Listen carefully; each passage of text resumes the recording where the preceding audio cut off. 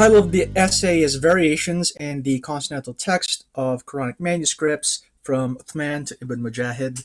So that tells you what specifically about textual criticism I'm looking into and what's the time frame I'm looking into. And if that sounds a little bit complex, you will understand better as I explain a little bit more. But first, a little bit on Quranic textual criticism. As a discipline, it's a fairly new area of study. Like, we only really started looking into Quranic textual criticism right around the middle of the 19th century. And one of the key early works that tackles it is Theodor Noldeke's Geschichte des Korans, which is translated into English as The History of the Quran. It's been updated a few times, and I think the current edition dates back to the 1920s. So it has some research by another scholar named Friedrich Zacharias Schwally, and also Bergtracer.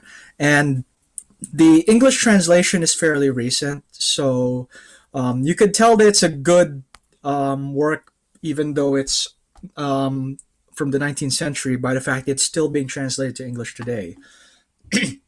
And then there was a further study that was done in the early 20th century by Arthur Jeffrey, who published his findings in a book called Materials for the History of the Text of the Quran. And he actually summarizes the material found in the various medieval Muslim literature, such as Ibn Abi Dawud's Kitab al-Masahif, and he lists the variants that are listed in that literature. So if you pick up a copy of this book, and you should be able to find it online on archive.org, you'll find a comprehensive list of the variants that are found in those medieval works. And then slightly more recent, you have John Warbrow's Quranic Studies in 1970. So he is the father of what we would refer to as like revisionist history of Quranic studies. So a lot of his theses regarding the development of the Quran are pretty radical, even by like secular standards. So the merit of those ideas is still a matter of ongoing discussion. In more recent years, particularly the last decade or so, we have seen a veritable explosion of works on the issue. So to name just a few of the key ones in English, you have Keith Small's Textual Criticism in Quran Manuscripts, which was published in 2012. Yeah, that's a pretty good starting point for anyone who wants to have a good intro to Quran textual criticism. And then a little bit more technical, but also very useful, is Shadi Hikmat Nasser's The Transmission of the Variant Readings of the Quran, where he goes into the history of how the standard readings of the Quran became canonized and what they did with the variants that fell outside of those canonized ones. And then I can't do a presentation on Quranic textual criticism without mentioning Francois Deroche, because as my PhD supervisor points out, he is one of the giants in this field. Like, most of the groundbreaking work in the past decade has been thanks to Deroche, and a lot of the stuff that he publishes is in French. So I don't know if anybody here knows French, but if you do, look up his French works. That's where all of the heavy-hitting stuff is. But some of his work has been translated to English as well. So I'm thinking in particular of a short talk that he gave called The Voice and the Quill, or Le Voix et le Calam in French.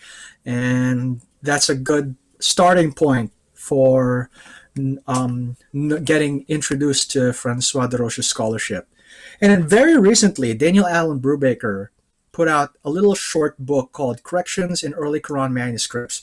So this is a very interesting work because Brubaker specialized in his PhD studies on corrections to manuscripts. So this is when like the text of the manuscript itself was physically altered, and his book lists various examples of those kinds of corrections.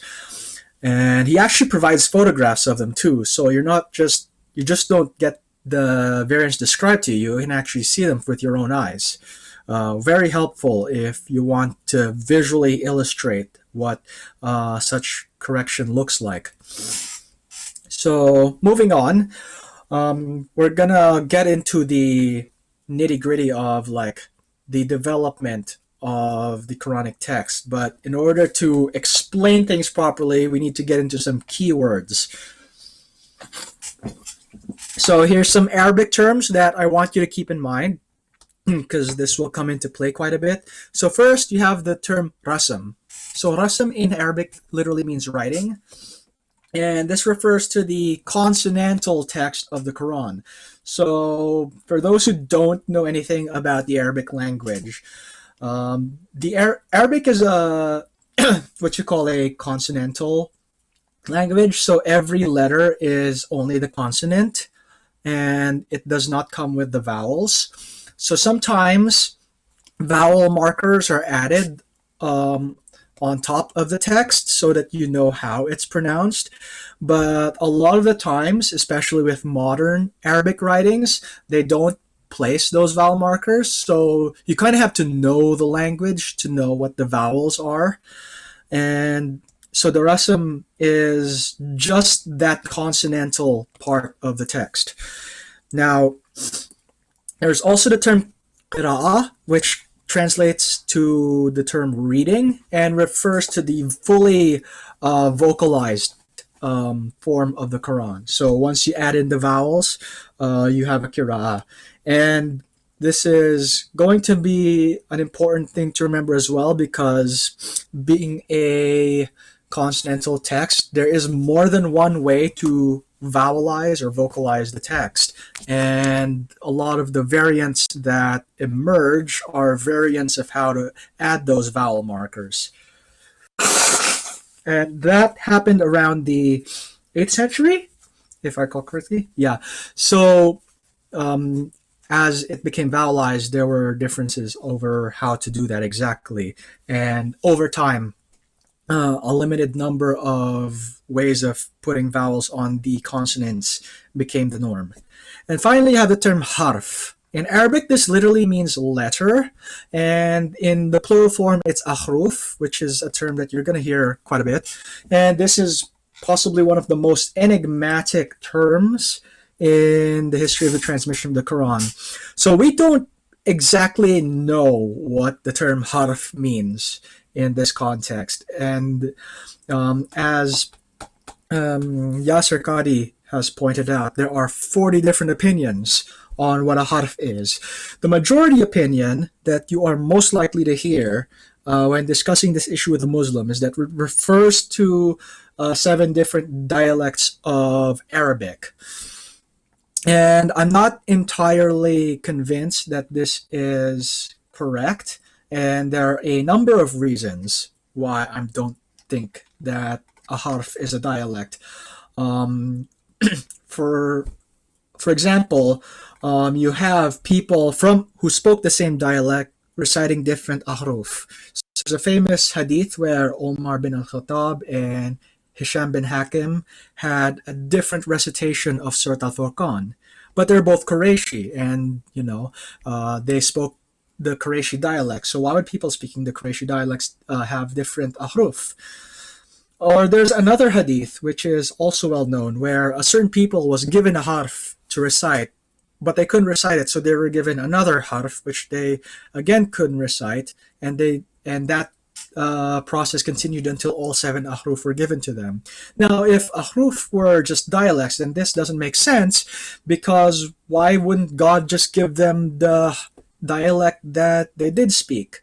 But the fact that the same dialect was given to them in 7 ahruf means that ahruf and dialects are not the same thing.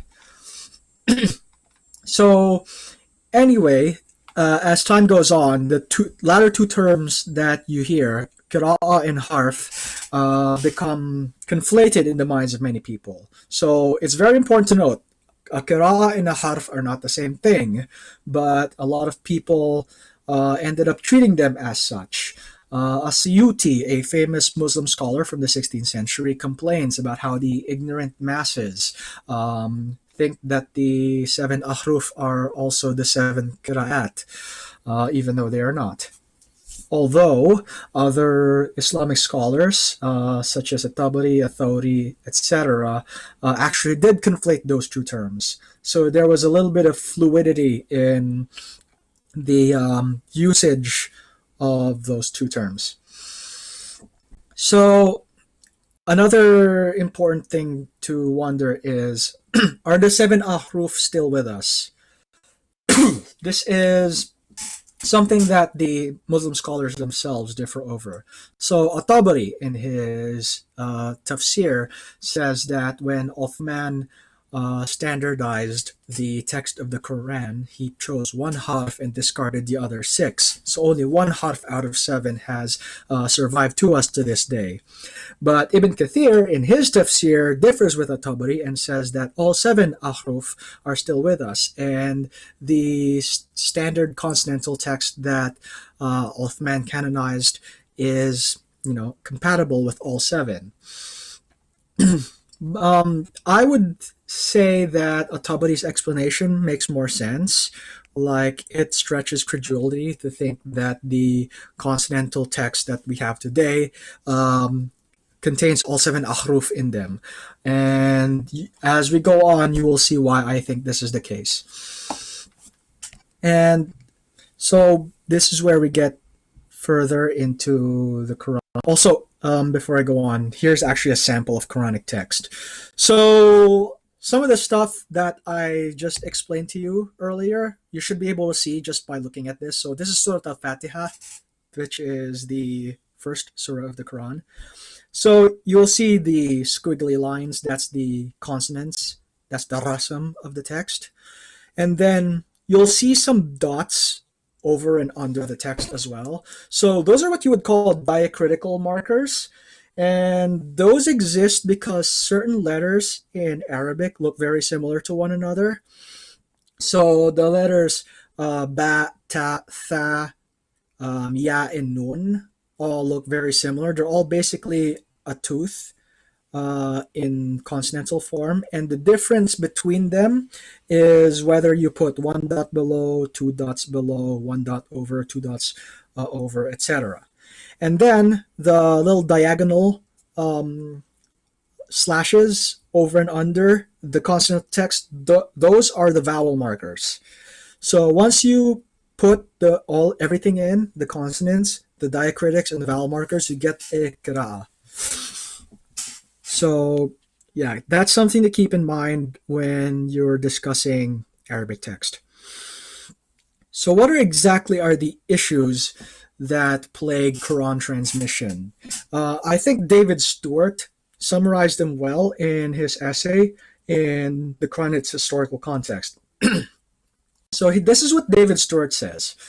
The Quran is open to the same types of copyist errors and problems of transmission that occur in other works handed down by humans, including sacred texts. The state of the text itself demands emendation, and in the absence of early manuscripts, conjectural emendation must play an important role in this process.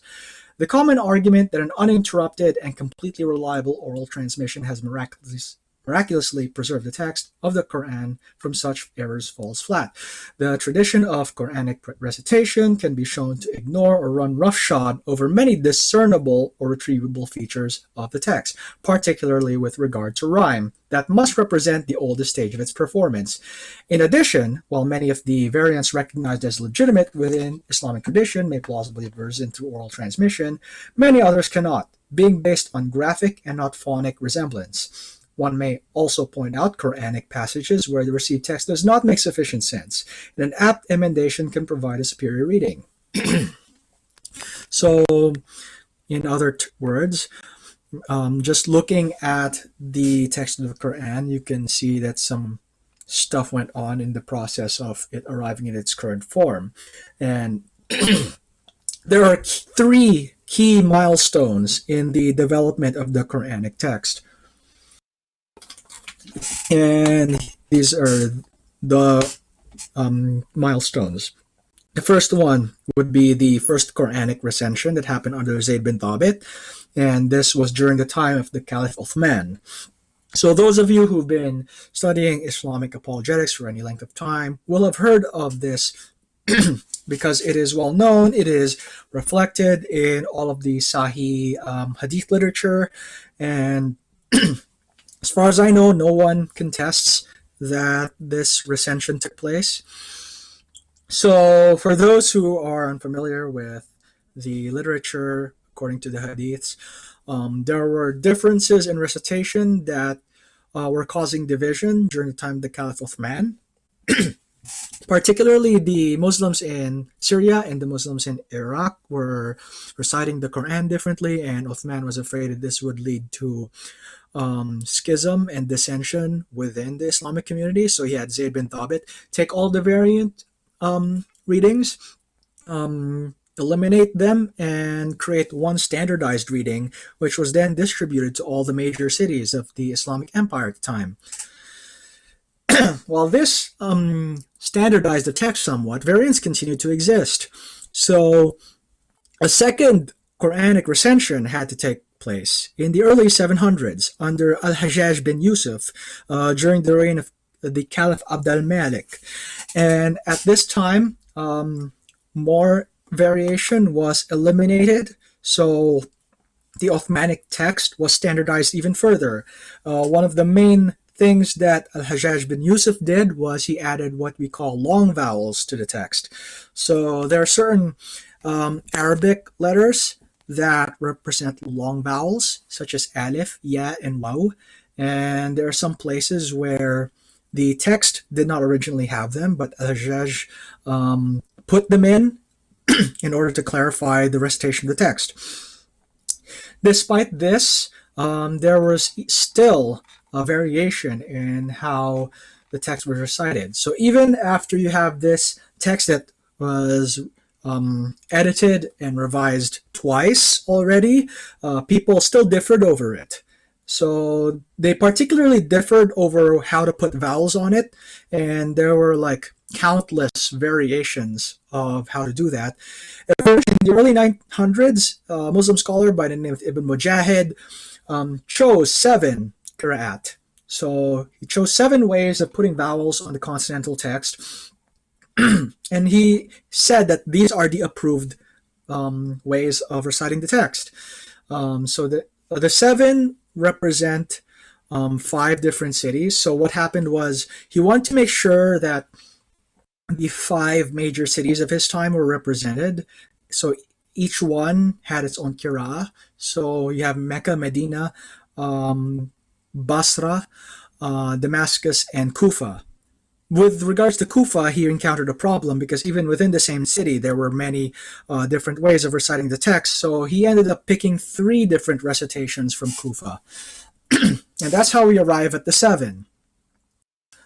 And, to give you a taste of how this development took place, I want to show you one of the earliest Quranic manuscripts that we have that belongs to the Uthmanic text type, and that's the Topkapi manuscript, which was sometime around the early or mid 8th century.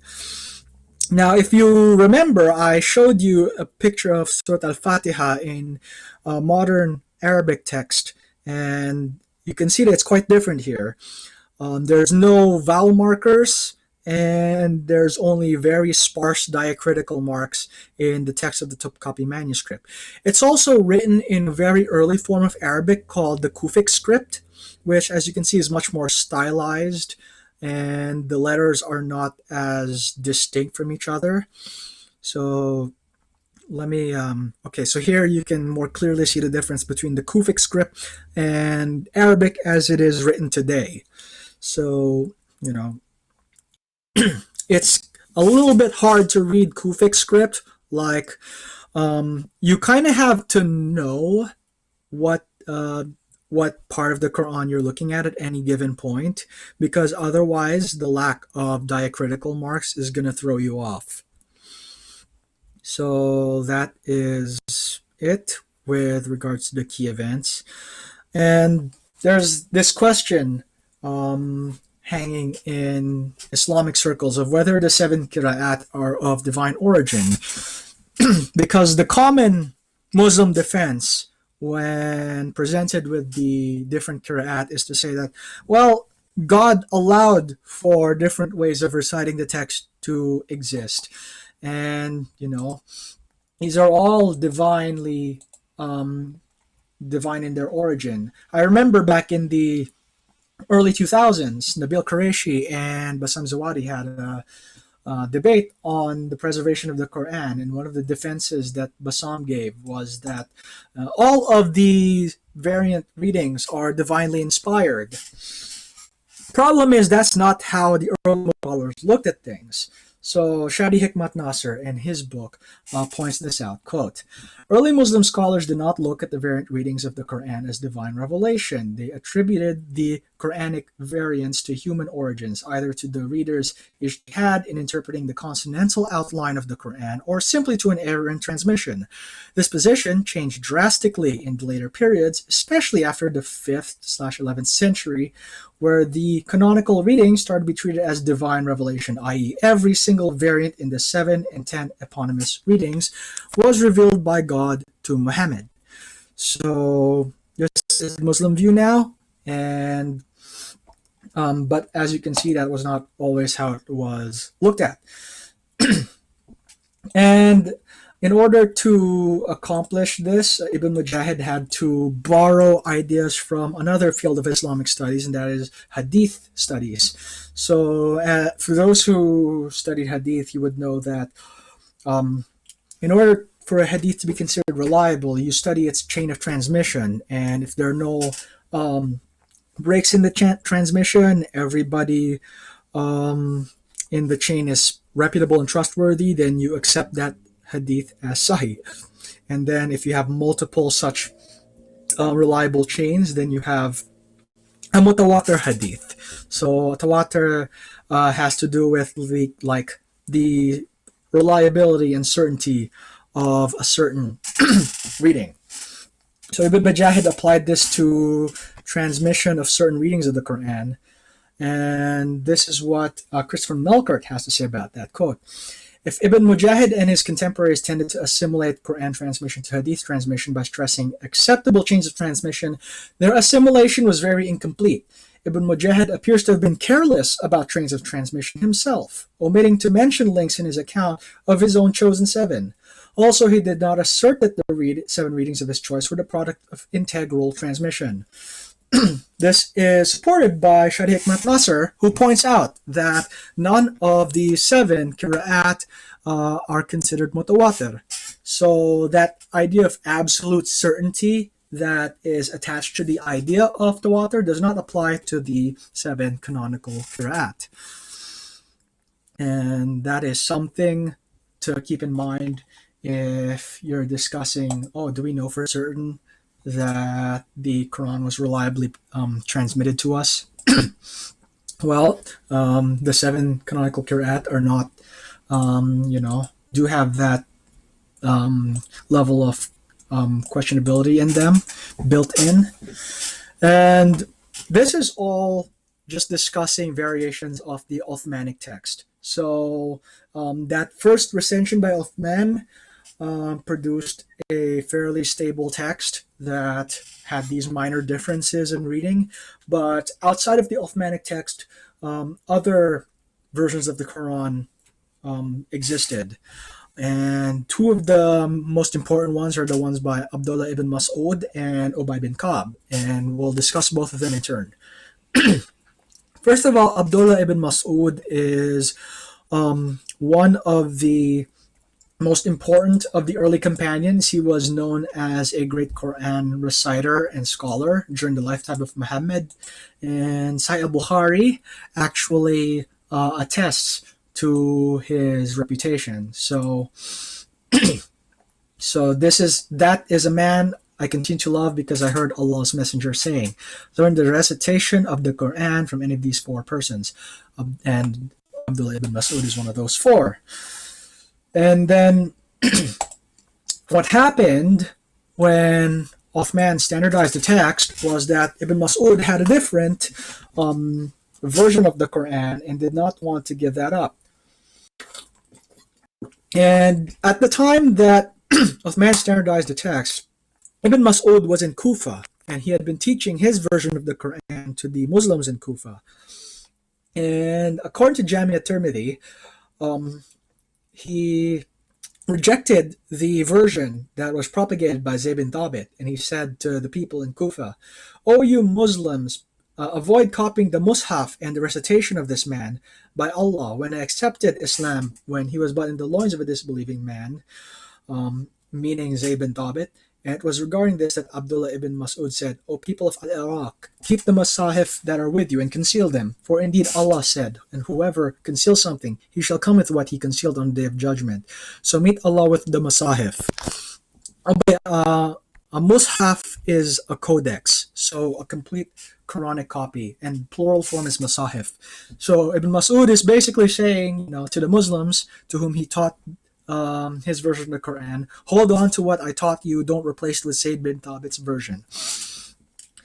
Now, Uthman did not take kindly to this and had Ibn Mas'ud beaten, and according to some traditions, he died from those beatings, although there's another tradition that says that he survived a few more years before ultimately dying.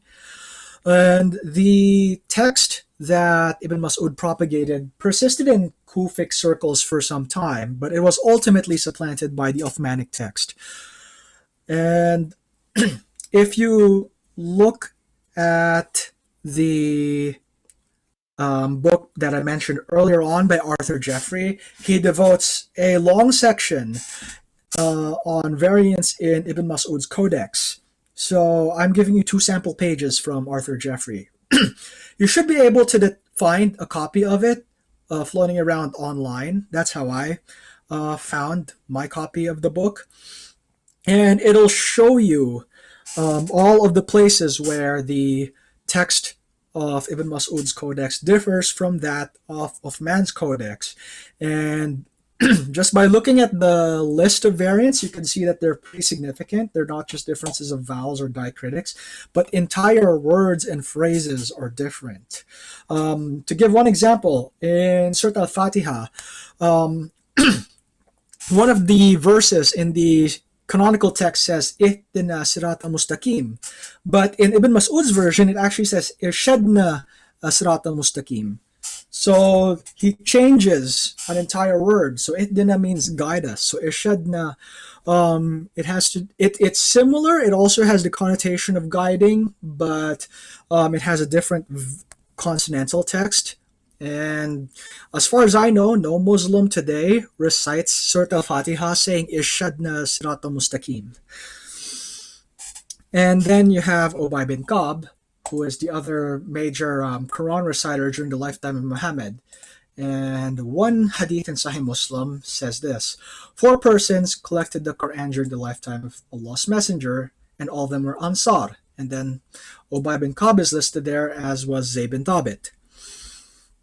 And just like Ibn Mas'ud, Ubay bin Ka'b did not like Zayd bin Thabit's version. And in Sahih Bukhari, there is this hadith where it says, Ubay was the best for us in the recitation of the Quran, yet we leave some of what he recites. So Omar is saying, not everything that not Ubay recites, we recite.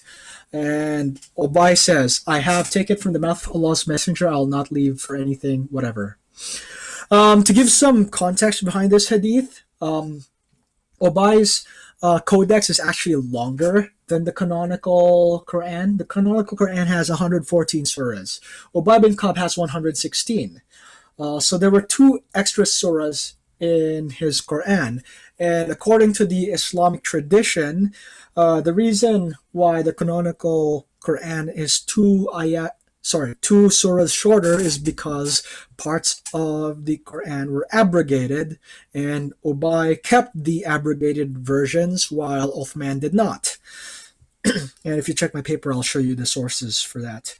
And just like with Ubay bin Ka'b, just like Ibn Mas'ud, Ubay bin Ka'b's variants are preserved for us in the Qira'at literature, and they have been published for us by Jeffrey in his book. Here's a list of some of the variants.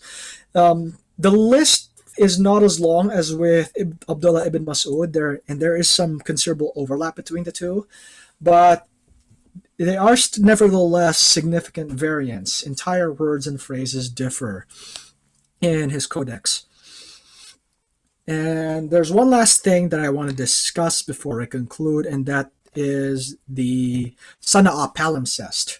So this has received considerable attention since they were discovered in the 1970s. So here's a picture of the Sana'a palimpsest, and you get to see it, that it's written in a script known as the Hijazi script, which is even older than the Kufic script. And you can see there's no diacritics, there's no vowel markers. It's very skeletal, you could say. And a lot of studies have been published on this. The most recent was Asma Hilali's The Sana'a Palimpsest. It's called the Sana'a Palimpsest because it was discovered in the Great Mosque of Sana'a in the 1970s. So here's a picture of that mosque. It was hidden away in a false ceiling, which was discovered while they were renovating the mosque. And a European mission team that was studying the Quran at the time took photographs of the palimpsests and then started studying them. So the initial studies were done by Gerd and Elizabeth Puen, and some further studies were done by Benem Sedeghi and Mohsen Godarzi, and then most recently by Asma Hilali. And I summarize a lot of their studies of the if you want. So in order to I got to mention, so palimpsest, for those who do not know what that term is, refers to a text that has been erased and then written over. And the reason this was done is because around the time the Quran came about, most writing was done on parchment. Parchment is made from animal hides, and it's a very durable, reliable writing material. It's much more reliable than paper. It's so durable that they could actually erase ink from it without destroying parchment. You can't do that with paper. Have you ever tried erasing something that was written on ink in a piece of paper? You're going to wreck that paper. But with the palimpsests, with the parchments, all you had to do was take a penknife and then scrape off the ink and then write another text on top of it. But when you do that, traces of the erased text remain. And in our modern age, we're able to see what the erased text was using ultraviolet radiation. So what the scholars have done today was they took ultraviolet scans of the palimpsest, and they were able to detect a text that was written underneath the one that is written on it today. And the lower text, as it's called, is a version of the Quran that differs significantly from the canonical text. And a lot of studies have indicated that this is similar to Ibn Mas'ud's codex, although not exactly. Like, the variants are different, but the surah listings are the same, interestingly enough. And in Asma Hilali's work on the Sana'a palimpsest, she has a couple of appendices listing the variant readings. So for the upper text, there are about 17 variants. And the reason why it's a relatively low number is because the Sana'a palimpsest only has 40 leaves in it, so it's not a complete Quran. And so in that 40, you got 17 variants for the upper text. But in the lower text, there are a lot more variants. There's about 61 that Hilali counts. And this is not counting erasures, by the way. So parts of the text are no longer readable, and you can't see what they contain. So there might be more variants in them that we're not aware of. But for the part that we are able to read, we've been able to count up 61. And this is significant because it shows us that At the time that the Sana'a palimpsest was produced, which was around the time of Uthman, there was considerable variation in the Quranic text. Andrew Rippin, an important Quranic scholar, states this: their variant readings and verse orders are all very significant. These manuscripts say that the early history of the Quranic text is much more of an open question that many have suspected. The text was less stable and therefore had less authority than has always been claimed. And more recently, Nikolai Sinai, a very important Quranic scholar in our present day, in reviewing the literature on the topic, including Asma Hilali's book, says this, quote, thus, the Sana'a palimpsest would appear to provide us with an exciting glimpse at a moment in time at which the hegemony of the Quran's standard rasam had not yet become fully established. Thus, this, it must be said, is in line with the general drift of the Islamic tradition, which reports that during the first decades after Muhammad's death, a variety of Quranic recensions were in circulation. This lends credence to the idea that there were originally more than one recension of the Quran, and that the Islamic literary sources preserve a broadly accurate view of the scale and the character of textual variance between these different versions of the Arabic scripture, unquote. So, in conclusion, sorry, I forgot to put the text on the screen. Anyway, in conclusion, it can be seen that our current knowledge of the state of Quranic preservation indicates that there was more diversity of readings in the early period of Islamic history than there was in the later period. Keith Small, in his book on textual criticism, says this: there's an indication that the literature as it stands is not a complete record of the variants once existing in the Quranic manuscript tradition. That the tradition at one time did indeed contain many more variants than are now extant in the period just prior to the inferior texts of the extant palimpsests, and also very possibly in Islam's first 3 centuries prior to Ibn Mujahid. This is the very definite possibility. There's the very definite possibility that these kinds of variants were much more common during the earliest period of the transmission of the Quran than was the case later on. Their disappearance from the later stages of the manuscript tradition is evidence that they represent an early stage in the editing and standardization of the text. And Daniel Allen Brubaker, in his study of corrections of Quran manuscripts, comes to the same conclusion. So he says this, quote, these corrections must represent, in at least some cases, another phenomenon, such as perhaps a greater degree of perceived flexibility of the Quran text in its early centuries, the time of the production of these manuscripts, than is documented in the Qira'at literature. So that is it for the basic outline of the paper that I wrote. So if you want to know more about these topics, and also if you want to see what sources I quote from, I have a full bibliography in my paper right here. So thank you very much for your time.